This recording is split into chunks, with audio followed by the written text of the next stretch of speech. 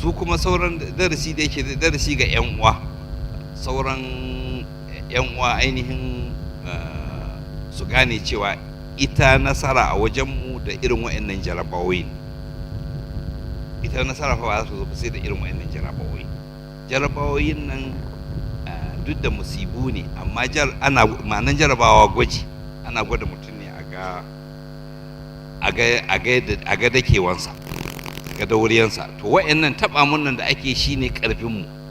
Mun an taɓa mu ne muke ƙarfi, in an ƙyale mu sai mu yi rauni, sai mu rushe. Ba inda za mu je in ba domin suna taɓa mu ba. Taɓa mun nan ne shi ne ɗaukakanmu.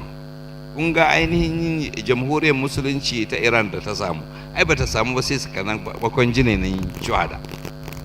Da imam ya koma farko inda ya fara zuwa ainihin Bahish da Zahara, inda aka bizne galiban shahidan da suka shahada a wannan jinin. Wa'annan jinin su suka haifar da wannan kyakkyawan natija da aka gani.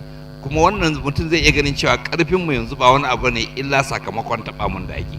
Inda a ce samsam ba taɓa mu ake, ana zura mana ido ne da ba inda muka kai. Wannan taro namu sakamakon an taɓa mu ne.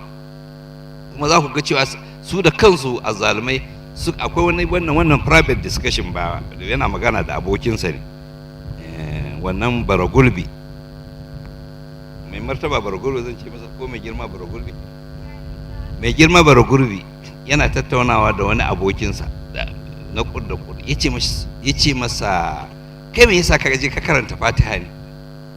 Ya ce wallahi addu'a yan shi ya ta kama. Kuma ya ce wallahi tun bayan harbin nan da aka yi musu komai ya su kurkuce mana.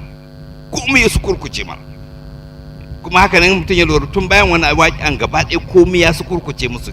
Sai ya zama Allah ya jefa musu mugun bakin jini, ya zama Ebere Jonathan hatta a ƙauyen su ba a son shi. Wannan kuma wannan yin Allah ne.